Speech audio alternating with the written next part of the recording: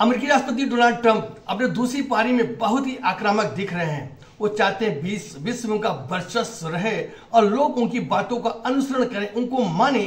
इसके तहत उन्होंने रूस और यूक्रेन को युद्ध कराने की घोषणा कर दी थी, लेकिन 2.5 के 3 पार उनकी बातें ही रह गई और युद्ध अभी जारी है। इसको देखते हुए चिढ़ से गए हैं और उन्होंने कहा है कि जो भी देश रूस से कच्चे तेल खरीदेगा, खासतौर से भारत, चीन और ब्राजील, उस पर अब 100% तक शुल्क लगाएंगे, टैक्स लगाएंगे।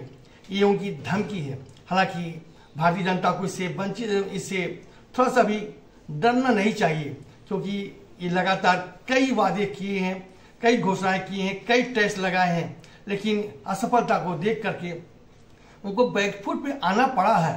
वो दोहरे चरित्र के व्यक्ति हैं। वो अपने कार्यकाल में अपने दोस्त को ही नहीं खोए हैं, कई पड़ोसी मुल्कों को से अपने संबंध बिगाड़ लिए हैं।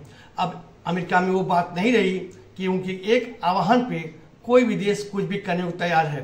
आज सभी देश उनसे आंख से आंख मिला करके बातें करने के लिए तैयार हैं। उनका एक तरफा फैसला नहीं चलेगा।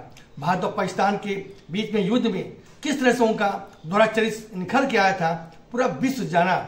पाकिस्तान आतंकवाद परस्त देश है, आतंकवादियों को शरण देता है, पालता पोसता है, लेकिन अमेरिकी राष्ट्रपति ने उस पर कहा कि आतंकवादियों को ये खत्म करने वाली चेष्टा करने वाला देश है। वहां के सेनाध्यक्ष को बुला करके मुनीर को वो दावत भी दिए। वहीं दूसरी तरफ देखा गया कि इजराइल का जो हमला ईरान पे हुआ, तो इजराइल का साथ देते हुए ईरान के लोगों को कहा कि ये आतंक बढ़ाने वाला देश है, जबकि ऐसी बात नहीं है। इसलिए अमेरिकी राष्ट्रपति डोनाल्ड ट्रंप के इस कहने पे कि हम 100% टैक्स लगाएंगे, ये उनको मुंह की खानी पड़ेगी।